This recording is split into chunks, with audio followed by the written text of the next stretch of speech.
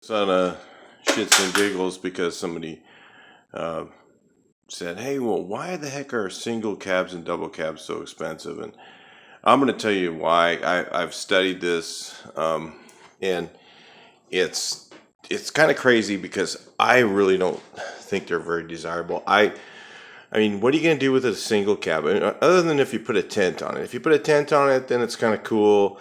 You can use it. You could camp in it. Maybe still a pickup truck. But let's talk about why they're so expensive and why they're so rare now. And what we have to do is we have to back up all the way to 1947. Okay, 1947.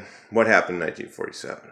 The end of the World War II. All right. So, did Americans like Germans at that point in time? Hell no. Americans and Germans were still, pretty much pissed off at each other. We were still putting all the Nazis in jail and all that other stuff for a long time. I mean, all the way up until the early 60s, there was a lot of controversy between Americans and Germans. It just took, that 10-year period or so for things to heal. So there wasn't a lot of trucks being imported here. Somehow the bugs kind of came over, but there still wasn't that many of them. And in Germany, they have really, really strict car rules. If you have rust holes in your car, if you have anything they have very, very high safety standards. I almost wish we had the same standards that they do here as they do there, so that we had interline stuff for today. I mean, I can tell you about that right now. It'd be really cool if we had the same safety standards as Europe, because then we could have a lot of those cool cars like the Polo and all that. They get blue tech diesel, blue crude. All that stuff is awesome. They get 90 miles a gallon diesel cars over there. So anyway, didn't really want to make that in this video, but let's talk more about why the single cab and double cab are so expensive.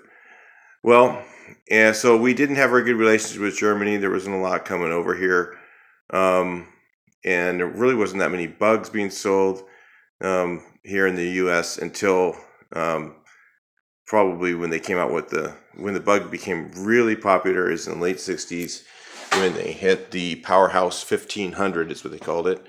I had that in my manual. Powerhouse 1500 came out in VW, and it was actually a drivable car. And that's when, in 1967, they really, really sold a lot of VW bugs. So, what happened to the single cab and double cab? Well, mostly in Germany, those got rusted out and were toast. And here in the U.S., we had something called the chicken tax that came out in 1963, if you don't remember.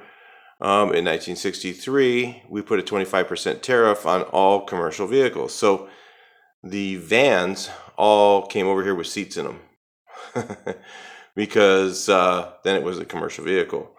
Or I think it was actually trucks, it said specifically.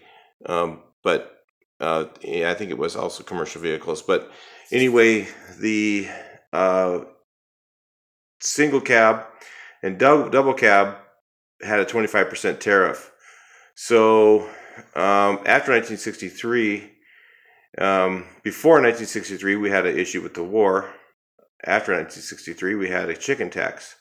So the only ones that did end up over here pretty much were people in the military that were overseas and brought the car home with them because they thought, hey, this is kind of neat. I can get one of these things here. I can't get one of these in the U.S., and it's kind of cool. So that's how most of them got here. So then you weed that down to the ones that are left, and there just isn't that many of them left. That, of course, the same thing. They didn't fit in the garage. They got rusty, and they didn't fit in the garage door. If you watch my other video, it talks about the garage door height of the old wood doors and how the buses and single cabs, double cabs did not fit in the garage, so they all sat outside. So anyway, that's pretty much why they have become so expensive, and it's because they're so rare. Back in the 80s, guys just wanted single cabs. They wanted single cab or double cabs, not single cabs. Nobody wanted single cabs, but double cabs were always desirable. People always wanted them because we didn't really have crew cab trucks back then. So it was kind of cool that you could have you and your buddies all ride together. And in the 80s, you know, there was no crew cab trucks, so it was kind of cool that you could all ride together and have a pickup in the back. So I guess that fad and everything stayed in place, and a lot of people like the single or the double cab because it's kind of a cool thing, different novelty.